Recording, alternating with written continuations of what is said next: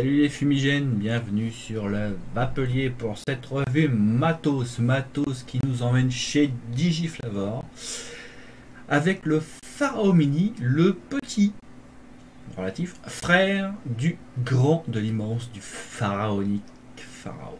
Je sais, c'est pourri, mais il fallait que je la fasse. Voilà, donc comme d'habitude, on va se retrouver en plan serré pour voir à l'intérieur du bestiau et la boîte, et ensuite on fera un test de vape. Tout de suite.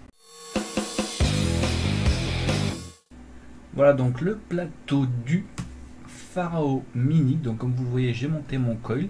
C'est un plateau à clamp. Donc ça veut dire que cette partie-là se relève quand on dévisse. Qu'il faut passer la patte en dessous. Faire la même chose de l'autre côté et ensuite on serre. Voilà. Donc moi je l'avais déjà installé. C'est pour ça que je vous montre directement le plateau. Je vous montre aussi ça parce que dans mon tank il y a du liquide. Donc voilà, je ne veux pas le perdre. Voilà, hop, on va shooter voir ce que ça donne. Donc là, je suis à 0,27 ohms et 43 watts. Voilà, ça chauffe bien, aucun souci. Alors, la partie la plus délicate sur beaucoup de... Je vous montre. Sur beaucoup de reconstructibles, c'est le cotonnage. Donc là, il faut mettre le coton ici et ici. Voilà. Dans cette partie. Alors Digiflavor et surtout la gamme des Pharaon est un peu connue pour son montage capricieux, on va dire. Si vous avez eu le grand frère, donc le gros Pharaon, vous avez dû vous souvenir que en cas de mauvais cotonnage, les fuites sont garanties.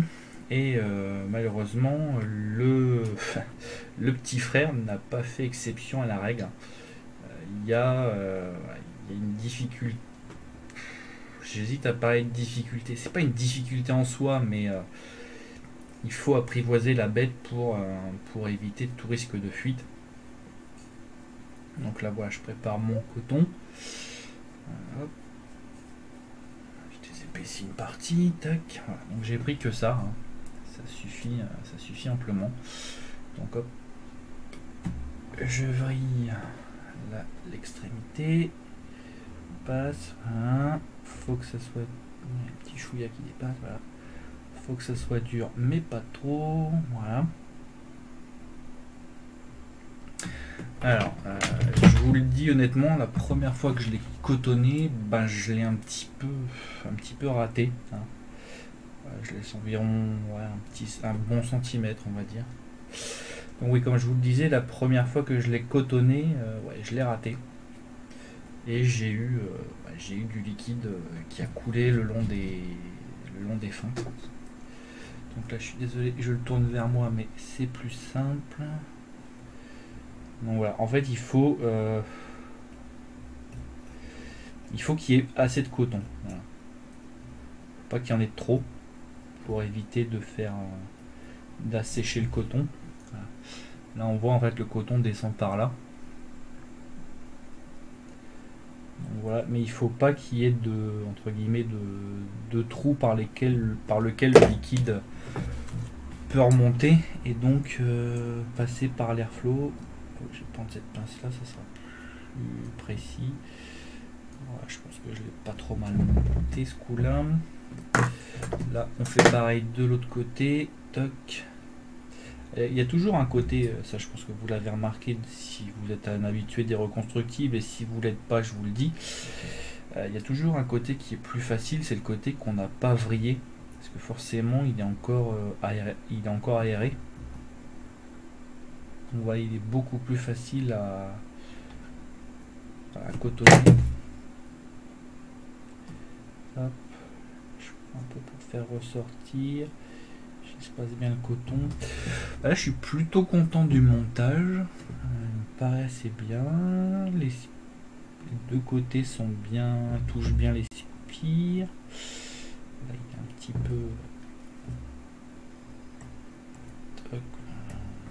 Il faut l'aplatir au maximum. En fait, il ne faut pas trop que ça dépasse. Voilà. Donc là, on va mettre du liquide. Donc pour ma part, je vais prendre le Graham Central Station, le Black and Blue. C'est en fait glace à la vanille avec des myrtilles et de la mûre. C'est mon revendeur habituel qui m'a fait goûter ça et bah, je dois bien avouer que je suis fan. C'est un mélange plutôt inhabituel, très honnêtement, qui m'a fait douter sur le moment. Mais quand il me l'a fait goûter, c'était un kiff. Toc, toc, toc. Voilà. Comme d'habitude, hein, on mouille bien l'aspire. Voilà. Ça c'est important. On va shooter. Ça marche. On va remettre du liquide sur l'aspire. Voilà. Hop, une dernière fois. Voilà. Alors c'est très important de mouiller les spires hein, parce que c'est ce qui va brûler en premier. Et si ce n'est pas bien, comment dire, bien imbibé le liquide, ben vous allez cramer votre coton. Et dans ce cas-là, ben votre coton, vous n'avez plus qu'à le changer.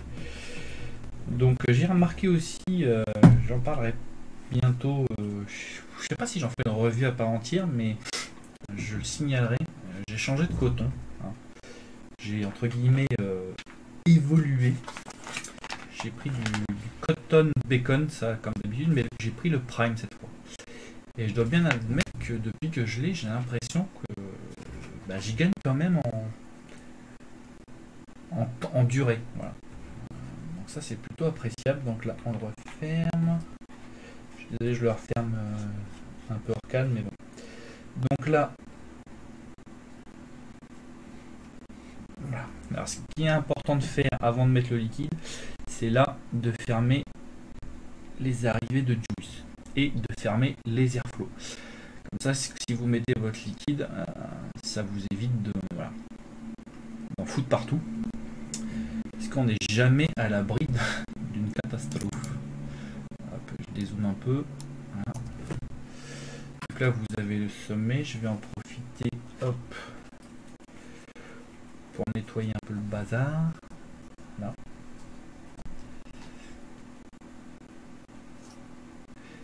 Et voilà, comme ça je vous montre le bestiau. Hop, il est toujours fermé, c'est parfait. Je vous montre le bestiau. Voilà.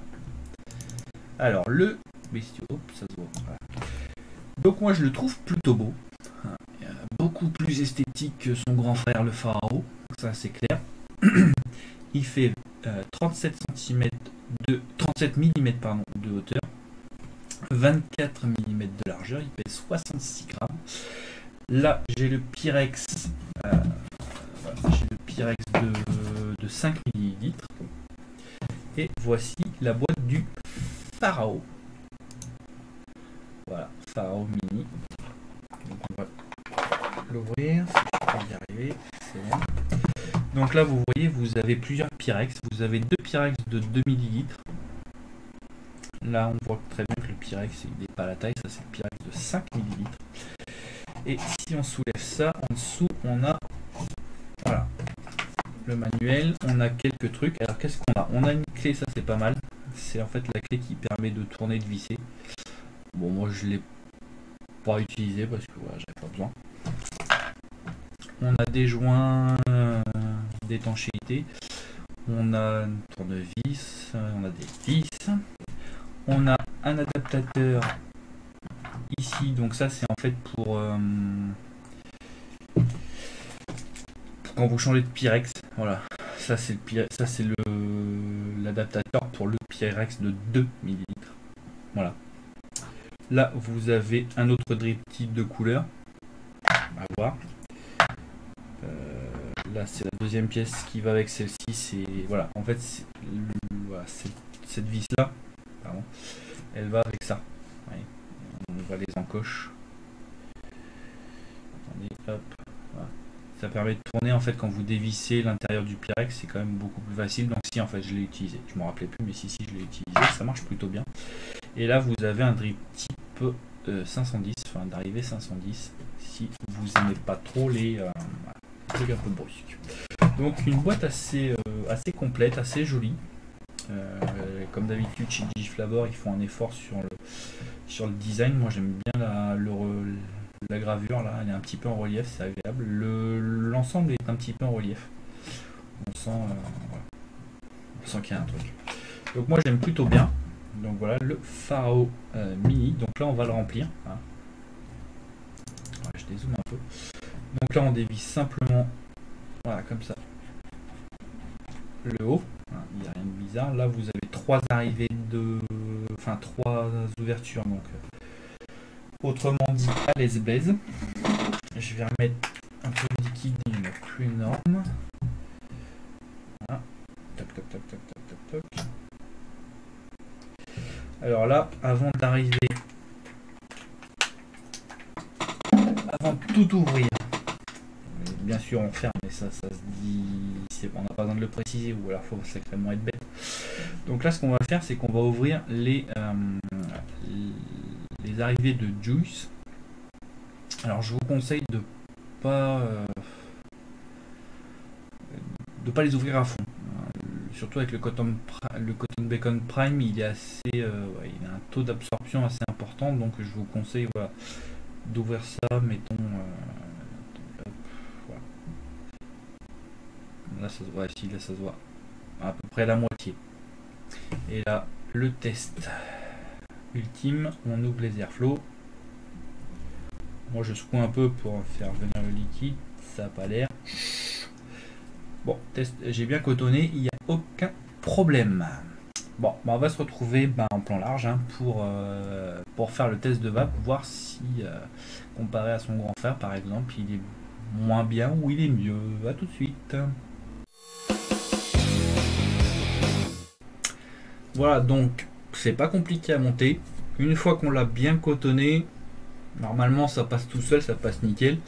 Alors selon votre type de jus, donc c'est par exemple en dessous de 50-50, si vous avez du 60-40, du 70-30, voire du 80-20, je vous conseille pas d'ouvrir l'arrivée de juice trop gros, de façon trop importante.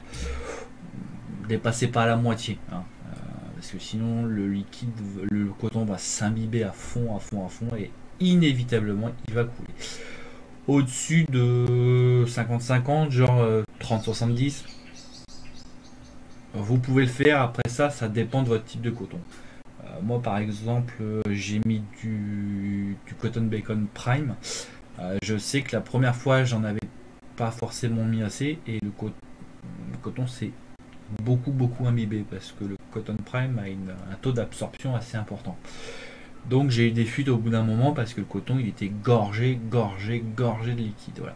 Alors là, la façon dont je l'ai cotonné dans la vidéo, il n'y a aucun problème. J'ai eu aucun suintement, aucune fuite, pas la trace d'une goutte. C'est toujours du Cotton Prime. Donc voilà, là il n'y a pas de problème. Et là j'ai pu l'ouvrir, j'ai pu l'ouvrir à fond. Hein. Ça n'a pas débordé, rien du tout. Tout était nickel. Voilà, donc maintenant le plus important, le test de vape. Donc voilà, je suis à 0,27 ohms pour 43 watts. C'est parti, mon kiki. Donc là, j'ai les airflows ouverts à fond, et comme vous voyez, l'arrivée de liquide, bon, elle est quasiment à fond, hein, il n'y a pas une grosse différence. Voilà, c'est parti.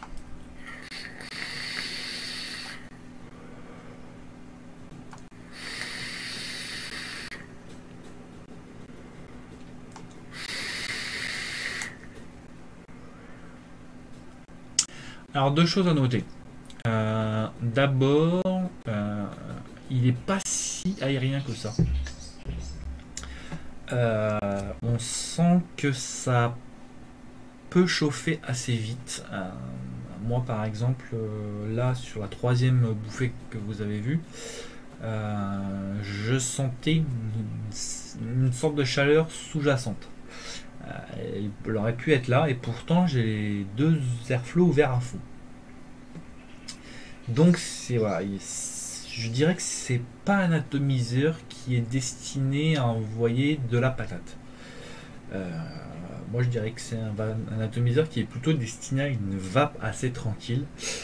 Là je suis à 0,27 ohms, c'est pas énorme, et pourtant voilà, au bout de la 2-3e bouffée, j'ai senti la chaleur commencer à monter.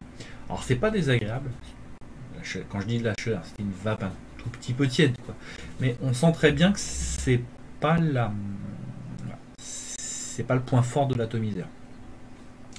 Contrairement à son grand frère qui lui pouvait envoyer énormément de watts, parce qu'il avait 4 airflow, 2 en haut, 2 en dessous. Donc voilà, là c'était différent. Son deuxième point, et qui est indéniablement son point fort, c'est sa qualité de saveur qui est vraiment exceptionnelle. Ça fait longtemps que j'avais pas été admiratif sur ce point, mais le Pharao Mini a vraiment une restitution de saveur qui est au top niveau. Voilà, j'ai pas peur de le dire, c'est vraiment un super ado.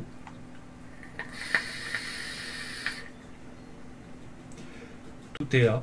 Je pense que quand on le pousse pas trop, il est encore meilleur. Là, je le pousse peut-être un chouïa trop et du coup, il se dévoile pas encore. Je vais essayer avec d'autres résistances un peu plus bas, un peu plus hautes, pardon, pour voir justement si ça va mieux. Et je pense qu'il sera vraiment au top niveau. Mais déjà là, j'ai trouvé mon liquide vraiment sublime. Donc voilà, ça c'est un autre point positif à ne pas négliger. Beaucoup d'atos sortent, on les aime pas, peu font l'unanimité. Celui-là, à mon avis, le fera sans aucun problème parce qu'il est vraiment, il sort du lot à tous les niveaux. À ce niveau-là, il est vraiment hors catégorie.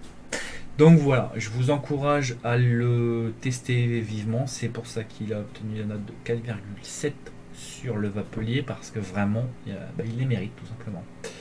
Il mérite sa note. J'ai vraiment pas grand chose à lui reprocher. Il y en a qui lui reprochent son drip tip. Moi je le trouve super. Il est en ultime. Il a une forme particulière, mais elle marche. Ça permet une bonne vape. Moi j'ai rien à lui reprocher. Il a un style de finition qui est bien meilleur que celui de son grand frère. Bref, il a passé largement le cran supérieur, très largement. Je dirais qu'il a passé 2 crans à ce niveau-là, parce qu'il nous offre un confort de vape qui est absolument génialissime. Voilà. Et bien écoutez, merci d'avoir suivi cette vidéo sur le Vapelier et on se retrouve bientôt pour de nouvelles aventures.